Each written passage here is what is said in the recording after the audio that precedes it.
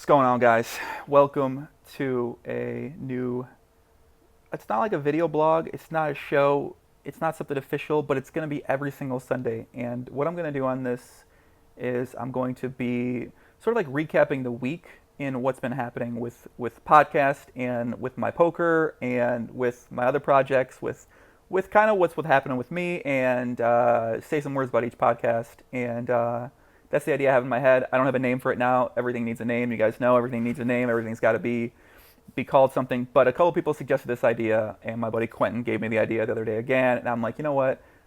I'm going to do this idea because people like hearing about my thoughts on each podcast guest. And I think my buddy Sparky the other day on Twitter suggested, why don't you talk 4 or 5 minutes after each podcast about your thoughts on the guest and stuff like that. So I'm like, you know what? I'm going to do this. I'm going to put it out every Sunday. You guys know how I am about schedules and days. I'm amazing at it. So we'll see how this works. But yeah, so it was a fun week. It was a good week. And I'm kind of back podcasting now on a regular schedule. I did 3 this week, 3 very different kinds of podcasts with podcast guests.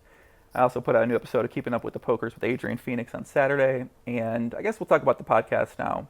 So we had Doug Polk on Friday. We had Noah Shorts on Wednesday, and we had Sorel Mizzi on Monday. And I guess I'll just talk about Doug first because that's sort of where I'll start with Doug first. So, it's interesting when I do the podcast because you can kind of like, there's a lot of schools of thoughts and a lot of different approaches, a lot of different strategies if you think about it from a strategic standpoint that you can go upon doing a podcast. And maybe you want to have people on that you think will draw the most views, which I've never really done. Maybe you want to have people on that you like the most. You want to have people on that you think are going to give you the most sound bites. You want to have people on that you're genuinely interested in. You want to have people on that you think the audience might be interested in. You could have people on that you want the audience to know more about. You could have people on that have a hot story of the time. Like literally, I've written all this down. There's probably 30 to 40 different avenues of things you can go. And you can kind of drive yourself a little bit crazy when you really start getting into the strategy of it all. And that's kind of one of the most fun parts. It's kind of something I enjoy the most, just thinking about it from like a very, I don't know, kind of like fun angle, fun point of view. And I always kind of default back to like, I like having people on that I like and that I enjoy talking to. That's sort of like the thing I go to most. And then I try to work in people that I don't know as much, that I'm interested in, that I think people might be interested in. And I guess with Doug Polk, I've known him for so long, and he's someone that I love to have on the podcast for a number of different reasons. One, because every time he comes on, he's really high energy and just pumps me up. It just gets me going. It gets me excited. We have a good relationship where we can kind of say things to each other. We get each other's humor, and it's just like, it's always an amazing, just very entertaining time. He says a lot of really smart stuff. And I think the people that watch the podcast just love those. That's kind of like, some people might say, why do you have Doug on so much? And I like having my friends on. I like having people on that I like the most, that I enjoy talking with the most. And I mean, as people can see, I think the Friday podcast has gone pretty well. People have really liked it. And yeah, I think just kind of from that, what I've taken away is that Doug is very much in the business mindset. He's very business focused. Like he is obsessed, I think, with trying to build the biggest business in the entire world. And if he would happen to be like in the tech industry, he'd be like, I want to take over Facebook. But now he's just building a site up Swing Poker, and he just wants to overtake the poker training industry, which debatably it might not be that hard of an industry to overtake. But not much competition out there. It's pretty much just run it once. And I guess the other sites now, they've kind of fallen to the wayside a little bit in terms of getting themselves out there. But yeah, I basically took away from that podcast with Doug is that he's very business focused, and I mean, he's just gonna have success at whatever he does. And he's really kind of inspired me a little bit. We talk a lot, and one of the things he always tries to get me to do, and I'm always like against, is to make my setup better, treat it more like a business sort of thing with the stuff that I do, like with my YouTube and with my Twitter and like the way that I might interact with people sometimes. And I'm always pretty like adverse to doing that. I kind of just like doing random things and not really having much of a plan in mind for what I'm doing for the most part. Not as calculated basically. And he's kind of like, inspired me a little bit to start thinking about things from that point of view. And yeah, I'm starting to see his way. I don't know. I can't like get full businessman like he can. He's just fucking super business, super well, I mean, we got to do things from this point of view. I think that's going to get the most people. He's I respect his approach. I respect his hustle. I got a lot of admiration for having that type of quality in him. So, but yeah, I think for him things are only going to get bigger and bigger, and I'm excited to follow along, and I'm excited to be a part of things. So, and other podcasts of the week. So we'll start with the Noah Schwartz one. Noah Schwartz one. We'll start with Sorel Mizzi since we had him on Monday. So the Sorel Mizzi, he's been involved in a lot of allegations, a lot of potential scandals that are known, and who knows what's not unknown. And I gotta say that podcast was interesting because I wanted to balance it where I wanted to talk to him about these incidents, these allegations. These are very popular in the poker world. People want to know about these. They're very much a hot topic. But at the same time, when you start getting into topics like that, you never know how someone's going to react. And I'd made sure with Sorel before he came on the podcast, like, hey, like you understand this is going to go a certain type of way for some of it, right? Like I have to ask you about these things, and these are things that are big stories. And he seemed pretty up. He understood. It seemed like that this was going to happen, and I got to say, I mean, I liked it. He came on, and I think he kind of, I think he pretty much probably stayed true to himself, type of person he is. He's made mistakes. He's fucked up. He's done some fucked up shit. He didn't really lie. He didn't lie about it. He said he did. He's like, yeah, I did. I did this. I did that. And obviously, everyone's going to have a reason for why they did things. And, he has had some reasons, and, dates back to his childhood potentially, or just the way he thinks about life. And I think that's the most interesting thing about that podcast is like I wanted people, I want to have him on because I want to know what kind of person thinks. How does this person think? How does someone who's done these things in the past, what are they thinking about? Like why do they like they are? How are they still amongst the community? How do they have friends in the community? Because from the people I talk to, they say positive things about them. So I'm like, I want to know exactly like what makes this guy, what's he thinking? Like where's he coming from? And some people were like, "Oh, you're giving this guy a platform to, like, I don't clear his name," and that's certainly not, that's not what I do. I want to know about these people. I think this is a vital part of the poker life. I think this is a real part of the poker world and the poker life, and I want these stories to get out there too. I don't want people just to be like, "Oh, everyone's a fucking the best player in the world. Everyone's super hardworking. They're super positive." No, there's some fucking guys who get out of line. There's some people who do things that aren't GTO, they're not very, GTO optimal. They're not very, ethical sometimes. And that's a very real part of gambling. It's a very real part of poker. And I want to get that story out there for people. I want people to know more about that. And I personally find that interesting. I want to know more about that. So I thought the Sorel podcast, I mean, I came away from it. I have a lot of friends who may not, are very, don't like him for things that have happened with them or happened with their friends. And I guess the type of personality, I don't have any involvement with that, so I don't have I'm sure if I was involved with something, I would think about things differently.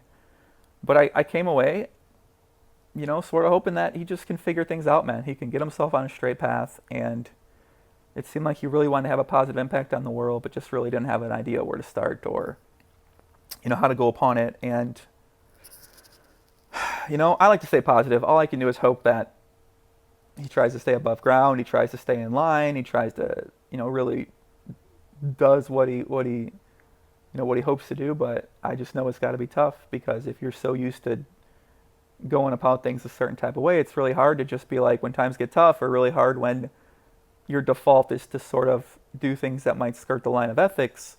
It's really hard to just go away from that completely when you've been doing it for maybe your whole entire life. So, but I mean, we'll see what happens. I'm rooting for him that he can do it. So, we'll kind of see how it goes. And I guess the Noah Schwartz podcast was the other one. So Noah, I can kind of tell. I gotta fix this. Hold on. I can kind of tell with the Noah podcast that he probably never watched the podcast ever, and you probably didn't know much about me at all. And I mean, maybe that's not true. I'm not sure. It didn't seem like he probably knew me, but doesn't really know much about me. And when the guest doesn't know anything about me, the conversations tend to go differently. They tend to be more, I think the guests tend to open up less and tend to be more PC. They tend to be more in line with their comments. They don't really say anything too outlandish. And I think with Noah, he maybe had like a message he wanted to deliver, a message he wanted to get across about the type of person that he is, or about his, the type of values or beliefs that he has. And I think, maybe I think that that's probably an accurate representation of him and the type of person that he was. But I also think that it's sort of like a default line of answering certain questions when you view it as an interview with somebody that you don't know. Whereas if you're talking to one of your buddies who you've got respect for, you respect their opinions, you respect their accomplishments, and you respect the input that they have on your life, you're going to talk to them differently. You're going to say things differently. You're going to go upon your conversations differently. And I thought with him, I really enjoyed that one because I liked his spirit, I liked his energy, I liked his positivity, I liked the way his outlook is on life. In that you never know, it's your last day, you never know what's going to happen, and trying to stay positive. Because I'm the same exact way. But I think that if we did 2 more podcasts together, I feel like the conversation might be a little different. If we got to know each other a little better, it might be a little bit different. And yeah, I think I took away from that podcast is that not what I expected. I expected him to be a little bit different, but I came away definitely impressed with the type of person that he is, and I'm excited to see him run for president in 2020. If that happens, I mean, he's alleged to be running for president. I don't know if it's going to happen, so we'll see what happens. But yeah, that was the 3 podcasts of the week. And then me and Adrian Phoenix put up a new episode called Keeping Up with the Pokers on Saturday. We talked about a bunch of topics: the main event, final table, ESPN coverage, poker Twitter, poker and politics, poker players talking politics, stuff like that. And yeah, I like that show, man. I think that show's important. I think that shows like that and like Poker News that Doug Polk does, I think those shows are important for keeping the community engaged with what's happening in poker.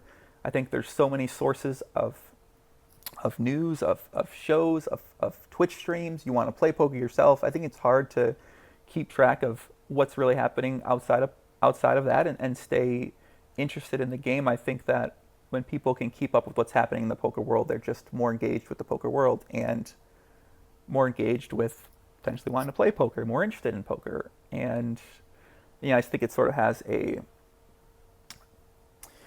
I actually have a lot more thoughts about that, but I want to try to keep this video to 15-20 minutes. So I can't get into that too much because I want to get into what else I've been working on this week. But I wrote something on my website, onepokerlife.com. You can check it out. More thoughts about that. But yeah, I think this element of trying to attract poker players and poker fans, not even poker players, just fans of poker, trying to gain their engagement and keep their engagement and draw their and keep their interest level high or regain their interest is done very poorly in poker. I think the only type of content presented is ESPN or World Series of Poker and Alpha 8 shows and the Poker Night in America sort of thing. And I think those only paint a small picture of what the poker world really is. I don't think it really touches on these other events, these other things that are happening. I think you just fall out of touch with what's happening in poker, and it's really hard to get back in sometimes. There's no easy way to just hop back in and be like, oh, now I'm engaged in the poker world again. I know what's happening. Some people, if they don't know what's happening, they just lose interest. They want to know what's happening. They don't know of a way to find out what's happening. So the idea with the show is that people that do watch it can find out what's happening, and they can keep up with the motherfucking pokers. Hence the name of the show. But yeah, outside of that, guys, let's see. Poker this week. I came back from Vegas. I was super into things. I was super into poker. I was only focused on poker. I went on 30K upswing straight away, first couple days back. And then I started getting back on my diet. I started thinking about the podcast more. I started talking with people more, building back up with my relationships. I started, going to the gym a lot, playing ball a lot, and poker, whereas those couple days I was just playing poker, that was all I focused on. So poker results obviously variance both ways, but I think my overall level of focus has just been a little bit scattered.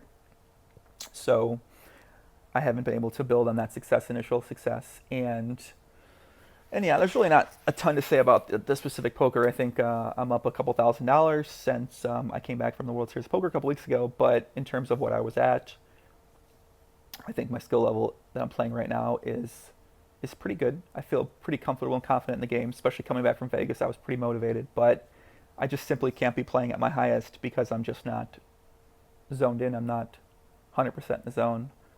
And when I'm 100% in the zone, my results always speak for themselves. They're always extremely well. But when I start wanting to do, it's like, right now I'm thinking about doing this video. I'm thinking about about eating my next meal. I'm thinking about making sure my diet stays on track. I'm thinking about going to my brother's birthday party. Shout out to my little brother, to Andrew Cool. And I'm not really thinking about, all right, I'm gonna get 2 sessions in tonight. I'm gonna sit down and play.